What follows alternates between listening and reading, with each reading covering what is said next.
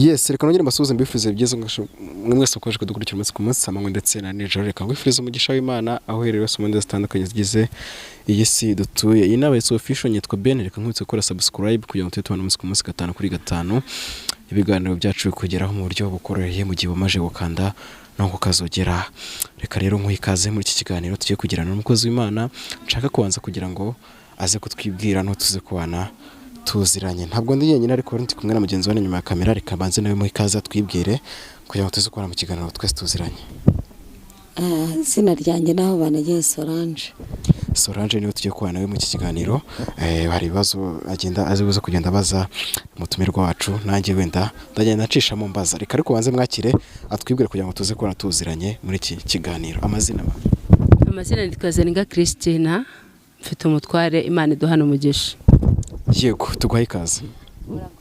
Reka duhe n'ikaze badukurikiranye mvemo ikaze. Hari no byinshi bagiye kungukira mu iki kiganiro tugiye kugirana, ibihangane baze kuba natwe kuva ku itangiriro kuza kugera ku mpera zacyo. Reka rero banze nk'ikaze udusengere, noneho umugenzi wanjye nawe atakomerezaho n'ibibazo akubaza kugira ngo isengesho ujye kuba kudusengera mwakabiraze kuruka bane natwe. Karibu.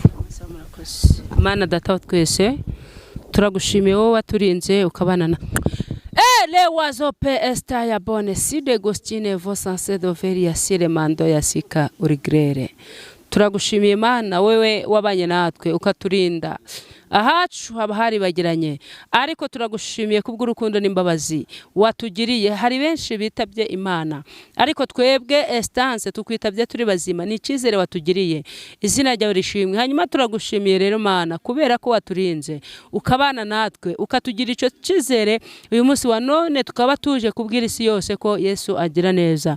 Urakoze Yesu, nugumane natwe kandi ukomeze kuturengera, ko niko dusenze twizeye mu izina rya Yesu, amen. Urakoze cyane. Umukozi w'Imana murebe imbere yanyu, ariko buriya muri iyi minsi afite amavuta, Imana iri kumutuma cyane. Hari ibintu rero yiteguye kutugezaho kubera Imana iri kugutuma. Imana ntago wazi imbere ya kamera Imana itagutumye, kandi ufite n'amavuta menshi kuri wo pe. Nzi ko abantu benshi bamukurikiye, hari uburwayi bugomba gukira, hari abafite imvune z'umutima, izo zose nzi ko zigomba gukira. Yego, ni karibu rero ku ijambo ry'Imana, ku byo Yesu yagutumyeho utubwire natwe duteze amatwi turi bubyumve. Harimo n'ibyacu, harimo n'iby'abantu benshi badukurikiye.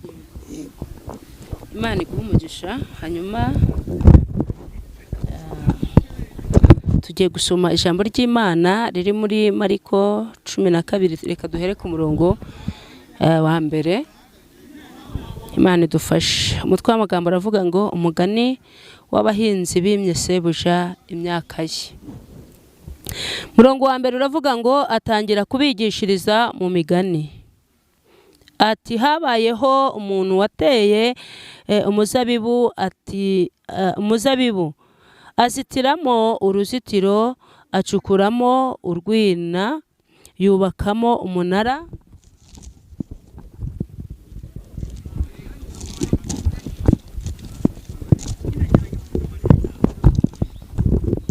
muratwihanganira umuyaga wabaye mwinshi. Hanyuma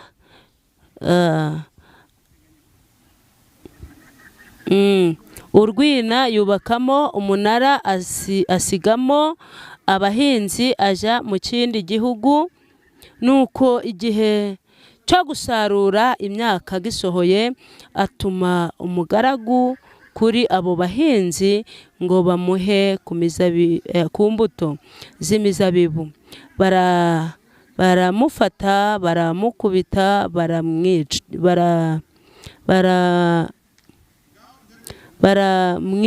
baramwirukana, agenda amaramasa. 4. Shebuja yongera kubatumaho ati mugaragu uwo shebuja yongera kubatumaho undi mugaragu, uwo bamurema uruguma mu mutwe, baramuhemura, atuma undi uwo we baramwica n'abandi benshi bamwe barabakubita abandi barabica bigeze aho asigarana umwana we akunda aba ari we aherutsa kubatumaho ati bazubaha umwana wanjye ariko abo bahinzi baravugana bati uyu niwe mutware nimuco tumwice ubutware bube ubwacu nuko baramufata baramwica bamujugunya inyuma y'uruzabibu mbese nyir'uruzabibu nabimenya azabagenza ate azaza arimbure abo bahinzi uruzabibu aruhe abandi mbese aruhe abandi Imana itugirire neza. Hanyuma ijambo ry'Imana rivuze iki? Muraza kutubabarira kubera ko ntabwo twabashe gusoma neza ariko muri hangana mwabyumvishe. Imana ibagire neza cyane. Ijambo ry'Imana ritubwiye ku mugani w'abahinzi sebuja yasigiye umurima cyangwa se akabasigira imbuto, arangije arababwira ngo nimukore ndetse umurima muwukorere neza, izi mbuto mugende muzibibe, ni ingaruka nzaza kureba neza ko uyu murima mwawukoreye neza, nzaza kureba ko ibyo mwahinze byagize ute byeze. Ngo nuko amaze kumenya neza ko uyu murima weze yafashe umugaragu we arangije aramubwira ngo genda urebe ko ya myaka yagize ute yeze. Yesu akugirire neza cyane ndetse akwambike imbaraga. Ngo hanyuma ngo ageze muri ba bahinzi baramufashe baramukubita ngo ndetse baramwirukana agenda amara masa. Yesu akugirire neza. Imana yaraguhamagaye iragutoranya igukura mu magana y'abanyabyaha irangije kuzana mu nzu y'Imana, ariko uko yagushije umunsi wa none si kugihagaze. Imana ikugirire neza. Yesu yaraguhamagaye araza kugira pasiteri, araza kugira umudiyakoni, araza kugira umuririmbyi, agusiga mu murimo w'Imana, ariko umunsi wa none ntabwo ukiwuhagazemo neza. Yesu agufashe cyane, ariko Yesu naza kureba umurimo yagusigiye agasanga utarawukoze neza, umurimo azawukwaka uhereza abandi. Imana ikugirire neza. Ngo nuko bamaze kumukubita agiye amara masa, ngo yongera kubatumaho undi nawe bimubera gutyo, ngo we baramufata baramwica.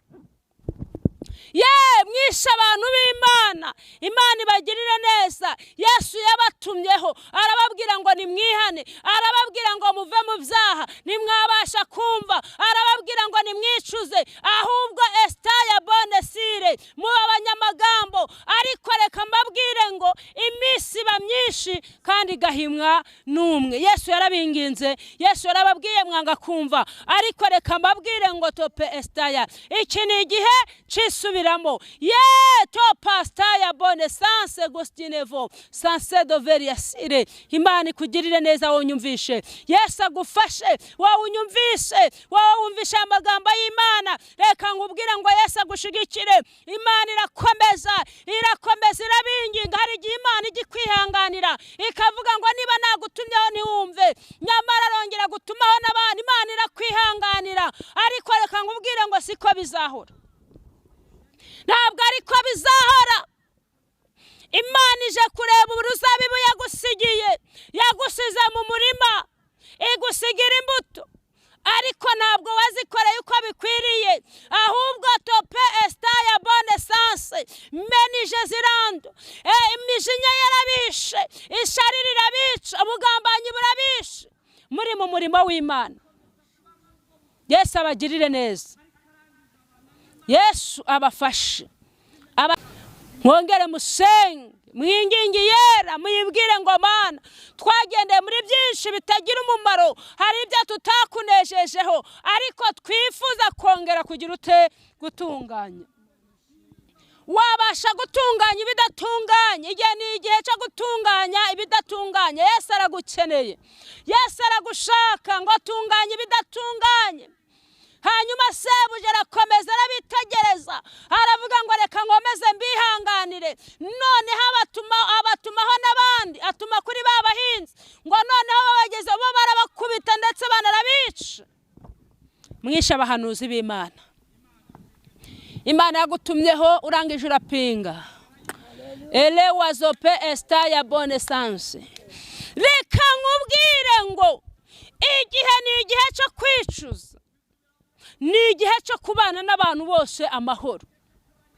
Yesu akugire abantu baciye mu madirisha baragenda bahingukamo imbere baratangira baba basani barati baba batobe ndetse n'abagashemu ye ni mwebwe murimo mwica umurimo. Yesu yarakwitegereje asanga tope esta ya bone ukwiye kongera kubaka igicaniro c'Imana waragisenye, wabaye ihene, wabaye ingurube. Yesu arashaka kugira ngo wongere wisubiremo. Tope esta ya bonne sens. Yesu akugirire neza, Yesu agufashe akwambika imbaraga kuvuganira muri byose. Yesu akugirire neza. Hanyuma ngo arongera asigaza umwana we niwe yaherutse kubatumaho, uwowe baramukubise banaramuhemura. Yesu agiye ku musaraba yarakwitangiye, arababazwa arabambwa, natwe turabamburwa, kwari ukugira ngo ubabarirwe. Ariko kuri uyu munsi ntabwo estanse ushaka kongera kubambura Yesu ngave ku musaraba, ahubwo ni wowe uri kumushira ku musaraba buri munsi, ni wowe uri kumubamba, ari kubabara ku bwawe, ari kwicuza ku bwawe. Yesu akugirire neza. Hari igihe cyageze Imana yicuza impamvu yaremye umuntu. Kubera iki? Ibyaha byari bigwiriye mu isi. Jope esta ya bonne sens. Kiranuka wa mubyeyi we, wa musore we, nawe wa mugabo we, wa mukobwa we, murakwiriye gukiranuka mukabana n'Imana, mukingingi yera ikabaha imbabazi. Imana itunze imbabazi kandi kuvuga ngo imbabazi z'Imana ziracahari, imbabazi z'Imana ziracahari. Ari kukubwira ngo iki ni igihe cyo kwihana, ni igihe cyo kwezwa, ni igihe cyo kwitunganya. Tope estanse tayi bonne side gustine vosanse do veriasire. Reka mbabwire ngo kubera iki igihe kirageze, benshi bati ibyo batinyaga bibagezeho. Imana yavuze ngo nzabakina ku mubyimba, ibyo mwatinyaga bigize ute bibagezeho. Ni igihe cyo kwicuza madamu, ni igihe cyo kwicuza wa mugabo we, ni igihe cyo kwicuza wa mukobwa we, wa musore, ni igihe cyo kwicuza. Ele wazope esta ya bonne sens. Tope nevoni abantu benshi babaye imva, abantu bapfuye mu bugingo. Nimwongere mwihane. Yesu ari kurira, muri kumusubiza ku musaraba buri munsi. Ele wazope esta ya bonne sens. Gostine vosanse do veriasire. Yesu arashaka kugira ngo wongere wicuze. Yesu arashaka kugira ngo wongere wihane. Imana yitegereje, irangije irabyitegereje, iravuga ngo mbese nyiruruzabibu nabimenya, nyiruruzabibu nabimenya, azaza rurimbure, narangiza ruhereza abagize ute abarushoboye, kubera ko we rwagize ute rwakunaniye. Hanyuma urashaka kwicuza, urashaka kwihana. To pasta ya bonne sens. Gustine vosanse do veriasire. Iki ni igihe cyo kwezwa, iki ni igihe cyo kwitunganya, ni igihe cyo kwicuza. Abantu barasinziriye, abantu barahunikiriye, abantu barahunikiriye, abantu barasinziriye. Ariko iki ni igihe cyo kwihana, ni igihe cyo kwisuzuma, cyo kwigenzura. Hele wazope esta ya bonne sens gustine vo sanse do. Ele wazope esta ya bonne sens urimando yasika urigrere. Yesu akugirire neza, Yesu akubake. Tugiye gusenga Imana, ariko sinubwo tugiye gusenga ufite iyihe ntego. Imana ikugirire neza, nuwe mwanzuro ufashe. Yesu agufashe, Yesu akugirire neza, Yesu agutabare, yongera atanga ubutabazi. yewe wowe uri gusubiza Yesu ku musaraba buri munsi, Yesu ari kuguhamagara, ari kukubwira ngo ngwino. Yesu arakubwiye ngo ngwino wongere wicuze. Yesu ari ku musaraba ari kumwe na bya bisambo. Igisamba cy'ibumoso kirabirinduka kibwira Yesu, kiramubwira ngo niba uri umwana w'Imana niwikize natwe udukize. Byari ikibazo gikomeye. Hanyuma icya kabiri cyari kiri bujya kirangije kiravuga ngo Yesu, twebwe tuzi ibyo twakoze, ariko nugera mu bwami uzadusabire. We yagiye mu mwanya wo kwicuza, amenya ibyo yagize ute, amenya ibyo yakoze. Wowe uramenya ibyo wakoze, uzi ibyo wakoze se? Niba uri kubyibuka, emera dufatanye gusenga Imana, twingingi yera, tuyibwire ngo Mana, hari ibyo twagendeyemo, hari ibyo twakoze bitagushimishije, tugiye kongera kugira ute, kwicuza. Hanyuma tugiye gusenga, tugiye gusenga. Tope estaya bonne sens. Gostine vosanse do veriasire. Eta bokene vonians. Muririmbye rangije aravuga ngo Imana imbabazi itinda kurakara kandi niyihutiraho igiye gusohoza ibyo yavuze. Haguruka uyisaba imbabazi, uyishake bigishoboka, amaherezo yawe araje. Wa muturage wo mu gihugu we, wa muturage wo mu gihugu we, none ko winangiye unginisha njyewe ntakina, ko ngiye gukora ibikomeye, mbese aho uzankoma mu nkokora, ko ngiye gukora ibikomeye, mbese aho uzankoma mu nkokora. Reka nkubwire ngo ubwo Imana igiye gukora ibikomeye, nta muntu n'umwe uzabasha kuyikoma hehe mu nkokora. Yesu akufashe. Mana data wa twese uri mu ijuru, uri umutayiza w'intama w'Imana, uri umurengezi mwiza witwa Uwera, ukiranuka muri byose, wambaye ukuri, izina ryawe rishimwe. Lewazope estaya bonne sens Agustine vosanse do veriasire mando yasika.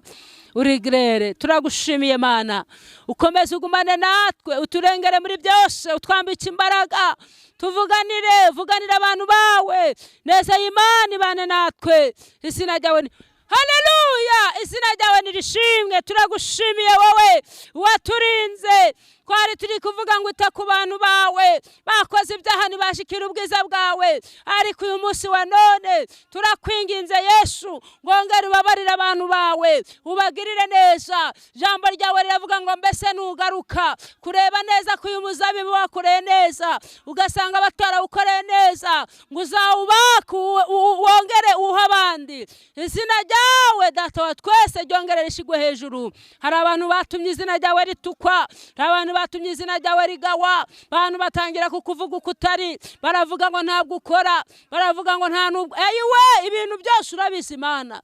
Hanyuma twito tugire neza, wongere uduhembure, hembure isi estanse, hembure abantu bawe, isi yawe wongere uyihembure mu izina rya Yesu. Hembure abanyarwanda, izina ryawe nirishimwe. Urakoze Mana, ntugumane natwe, uturengere muri byose. Uko niko dusenze twizeye mu izina rya Yesu, amen.